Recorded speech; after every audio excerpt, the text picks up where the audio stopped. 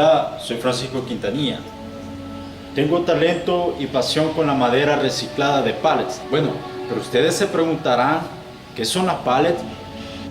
Las pallets son tarimas de madera, donde las empresas transportan sus productos o materias primas que van a transportar.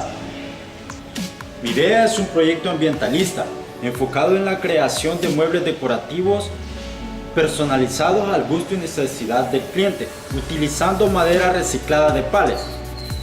El Salvador es un país donde el medio ambiente se está destruyendo a pasos agigantados. A este paso, en unos milenios a nuestras generaciones no les quedará nada. Muchas empresas que se dedican al rubro de la madera no se preocupan por cuidar de los bosques. Desde pequeño siempre me gustó la naturaleza. Fui un niño con una inquietud creativa y diseñadora. Ahora, este día les abro las puertas de mi mundo, de mi imaginación, de una nueva manera de crear y ayudar al medio ambiente. Les abro las puertas de ébano. Lately I've been hard to reach. I've been too long on my own. Everybody has a private world where they can be alone. Are you calling me? Are you trying to get through? Are you reaching out for me? I'm reaching out for you. El problema en Armenia es que no hay un servicio ni productos de muebles decorativos para ambientar, personalizados al gusto del cliente con madera reciclada de pallets. La solución es ofrecer servicios y productos de muebles personalizados al gusto y necesidad del cliente, utilizando la madera reciclada de las pallets. En ébano, nuestra propuesta de valor es la creación de muebles personalizados al gusto y ostentación del cliente.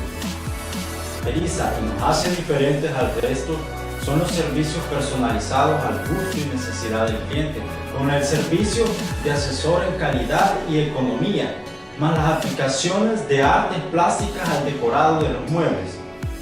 Nuestro segmento de clientes contemplan empleados con sueldos arriba de los 500, como restaurantes, comerciales y del sector comercio, con edades entre los 20 a los 70 años. Dentro de nuestras métricas hay 70 personas que conocen el servicio, 20 lo activan, 15 lo retienen y 15 lo recomiendan. Dentro de 50 personas encuestadas sobre el producto, 7 de cada 10 están dispuestas a adquirir un producto.